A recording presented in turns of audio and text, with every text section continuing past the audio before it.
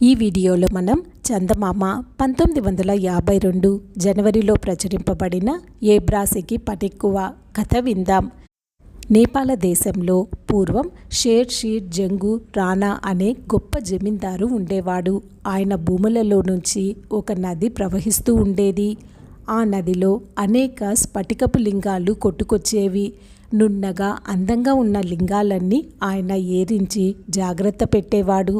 శివభక్తులకు ఆ లింగాలంటే మహాప్రీతి.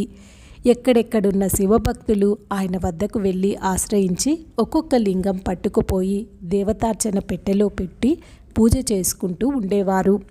ఆయన జాగ్రత్త పెట్టిన మంచి లింగాలన్నీ ఈ విధంగా ఖర్చయిపోయి ఆఖరికి ఒకే ఒక లింగం మిగిలింది. ఒకనాడు బసవేశ్వరుడనే గొప్ప శివభక్తుడొకడు దక్షిణ దేశం నుంచి వచ్చి రాణా ఇంటికి వేంచేసి ఆయన చేసిన అతిథి సత్కారాలు స్వీకరించి మెల్లగా తాను వచ్చిన పని చెప్పాడు. వేరే పనేముంది, లింగం కోసమే వచ్చాడు ఆయనను. రాణా తన వద్దనున్న ఆ ఒక్క లింగము బసవేశ్వరుడికి భక్తిపూర్వకంగా ఇచ్చేశాడు. ఒక్కటే మిగిలిందని చెప్పి ఇవ్వటం మానేయకుండా రాణా దాన్ని తనకు ఇచ్చివేసినందుకు బసవేశ్వరుడు చాలా సంతోషించాడు. ఆయన వెళ్ళిపోతూ తన జోలెలో నుండి ఒక ఇత్తడి పెట్టెను తీసి రాణా చేతిలో పెట్టి, షేర్ షీర్ జింగ్, ఈ పెట్టెలో ఒక భూతం ఉంది. నీకేం పని కావలసి వచ్చినా అది చేసి పెడుతుంది. కావలసినప్పుడల్లా పెట్టెలోంచి భూతాన్ని పైకి రప్పించి పనులు చేయించుకో అని చెప్పి వెళ్ళిపోయాడు. ఆ పెట్టె మహిమను చూడాలని చెప్పి రాణా మర్నాడే దాన్ని బల్ల మీద పెట్టి, భూతం, నాకు స్నానానికి వేడి నీళ్లు సిద్ధం చేయన్నాడు. వెంటనే పెట్టె తెరుచుకొని ఆ రంగులాల పొట్టివాడొకడు బయటికి వచ్చాడు. వచ్చి చూస్తుండగానే 6 అడుగుల పొడుగున ఎదిగి గబగబా నీళ్ళ గదిలోకి వెళ్ళి నిప్పు చేసి నీళ్లు కాచి సిద్ధం చేశాడు.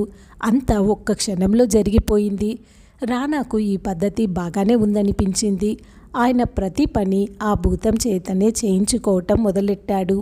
ఇంటి పని, వంట పని, బజారు పని, చాకలి పని, మంగలి పని, ఇదేమిటి అదేమిటి సమస్తమైన చాకిరీలు ఆ భూతమే చేస్తుండటం వల్ల అంతవరకు ఆ పనులు చేసే నౌకర్లందరికీ ఒక్క మాటుగా పని లేకుండా పోయింది. మీరు మరో చోట ఎక్కడైనా కుదుర్చుకోండి అని ఆయన వాళ్ళతో చెప్పేసేసరికి వాళ్ళంతా ఆయన పాదాల మీద పడి, ప్రభు, మమ్మల్ని పంపేయకండి. ఇది వరకంటే ఇంక ముందు ఎంతో భయభక్తులతో పనులు చేస్తాం. మాకు సఖ్యం కాని పనులేమైనా కావలసినప్పుడే ఈ భూతం చేత చేయించుకుందురు గాని అని ప్రాధేయపడ్డారు. ఆయన వాళ్ళ మీద జాలిపడ్డాడు. అయ్యో, ఇంతమంది పని లేకుండా పోయారే అని భూతమున్న పెట్టెను అటక మీద పెట్టేసి పాత నౌకర్ల చేతనే తన పనులన్నీ చేయించుకుంటూ వచ్చాడు. ఈ నౌకర్లందరిలోకి బద్దకస్తుడు రహీమాన్ అనే తోటవాడు. యజమాని ఏం పని చెప్పినా వాడు చేయక తక్కిన వాళ్ళ చేత చేయిస్తూ ఉండేవాడు. ఎవళ్ళ పని వాళ్ళకే ఉన్నప్పుడు వీడి పని కూడా చేసి పెట్టడానికి తక్కిన వాళ్ళకి అస్తమానం తీరిక ఉంటుందా? చేసి పెట్టాలని ఇష్టం ఉంటుందా? యజమాని ఒకనాడు పెరట్లో ఏదో ఒక మొక్క నాటించడానికని ఒక గొయ్య తీయమని రహీమానును పురమాయించి ఎక్కడికో వెళ్ళాడు. మామూలు ప్రకారం రహీమాను ఆ పనిని తక్కిన వాళ్లకు పురమాయించబోయాడు. అయితే ఈసారి వాళ్ళు వాడి మాటను లక్ష్యపెట్టక, నువ్వు మాలాగే జీతం పుచ్చుకుంటున్నావు, నీ పని నువ్వే చేసుకో, మాకేం పట్టింది, పోపో అన్నారు. సోమరిపోతులు ఎన్ని ఆలోచనలకైనా పోతారు కానీ పని మాత్రం ముట్టుకోరు కదా. పరమ బద్ధకస్తుడైన రహీమాను ఆ పని ఎవరి చేత చేయించడమా అని తెగ ఆలోచిస్తున్నాడే కానీ తను చేయటానికి మాత్రం పూనుకోలేదు. కొంతసేపటికి వాడికి మెరుపు లాంటి ఆలోచన ఒకటి తట్టింది. తట్టడమే తడవుగా వాడు గబగబా ఇంటిలోకి పోయి అటక ఎక్కి భూతమున్న పెట్టెకు ఎదురుగా నిలబడి షేర్ షీర్ జంగు రాణా గొంతుకతో, భూతం పెరట్లో ఒక గొయ్యి తవ్వు అని ఆజ్ఞాపించాడు. వెంటనే ఆ రంగులాల భూతం బయటికొచ్చి 6 అడుగుల ఎత్తున పెరిగి రహీమాన్ను చూసింది. అరే బద్మాష్, నువ్వా? నన్ను పిలుస్తా, యజమాని అనుకున్నాను అని కోపంతో పళ్ళు పటపటా కొరికింది. అయితే యువతలికి వచ్చాక ఆజ్ఞ నెరవేర్చటం తప్పదు గనక గుణపం పుచ్చుకొని పెరట్లోకి వెళ్ళింది. భూతం పళ్ళు కొరికి కోపం చూపించినందుకు రహీమాను మొదట భయపడ్డాడు. కానీ పని జరిగిపోతున్నందుకు సంతోషించి తన తెలివికి తానే మెచ్చుకున్నాడు. సుష్టుగా భోంచేసి ఉండటం చేత వాడికి అక్కడనే చల్లగా కునుకు రాబోయింది. ఎదురుగా యజమాని రత్నకంబలి కనపడితే దానిమీద ఒక్కసారిగా నడుం వాల్చాడు. పొగరు కాకపోతే యజమాని రత్నకంబలి మీద వాడికి పడకేమిటి? ఆయన చూడవచ్చాడా? ఆయన వచ్చేలోగా లేచిపోలేమా అన్న ధైర్యంతో వాడు అలా పడుకున్నాడు. పడుకోవడమే తడవుగా నిద్ర పట్టేసింది. సోమరిపోతులకి నిద్ర ఎక్కువంటారు. అందుకని అంతలోనే గుర్రు కూడా పెట్టాడు. 2 గంటలకల్లా వాడు నిద్రపోయేసరికి ఆ దారిన వెడుతూ ఉన్న వంటవాడు చూసి వాడి ధైర్యానికి ముక్కు మీద వేలేసుకున్నాడు. యజమాని చూస్తే వాడి నౌకరీ పోతుందన్న జాలి కొద్దీ చేతిలో ఉన్న వేడి గరిటెను రహిమాను నడ్డి మీద పెట్టి చుర్రుమనిపించాడు. రహిమాను ఉలిక్కిపడి లేచి గొయ్యి ఎంతవరకు వచ్చిందో చూద్దామని పెరట్లోకి పరిగెత్తాడు. పరిగెత్తితే ఏముంది, బ్రహ్మాండమైన గొయ్యి ఒకటి తయారై దాని అడుగున ఇంకా తవ్వుతూనే ఉన్న ఆ భూతం కనపడింది.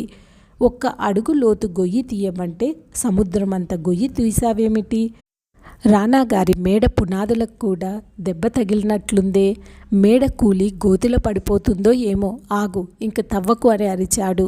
భూతం మండిపడుతూ, త్రవ్వమనటానికి ఆగమనటానికి నీ ఇష్టమేనా? యజమాని వచ్చి ఆగమనేదాకా నువ్వు కాదు, బ్రహ్మరుద్రులొచ్చినా ఆగేది లేదు అని ఉరిమాడు. ఆ అరుపు విని ఇంట్లో ఉన్న నౌకర్లంతా వచ్చారు.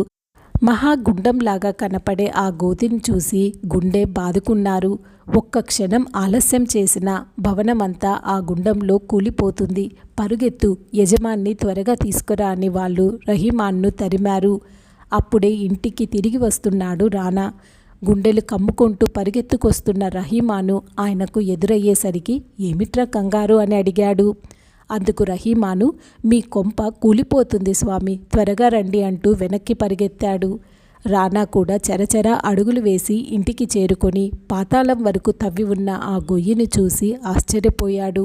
ఇంకా త్రవ్వి మట్టిని గుట్టగా పోస్తున్న భూతాన్ని పైకి రమ్మని భవనం కూలిపోకుండా 3 గజాల దూరంగా జరిపి నిలబెట్టు అని ఆజ్ఞాపించాడు.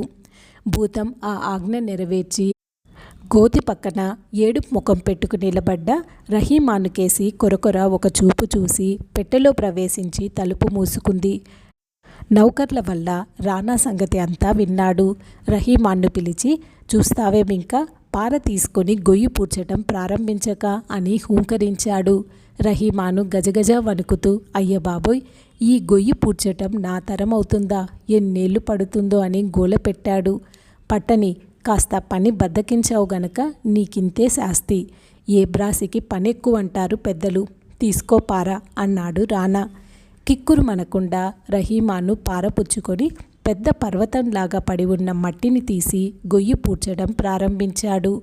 వాడలాగా ఎంతకాలం పూడ్చినప్పటికీ ఆ గొయ్యి పూడటం కనపడలేదు. ఈ కథ ఇంతటితో సమాప్తం. ఈ వీడియో మీకు నచ్చినట్లయితే దయచేసి ఈ ఛానల్ని సబ్స్క్రైబ్ చేసుకొని ఈ వీడియోని లైక్ చేయండి. ధన్యవాదములు.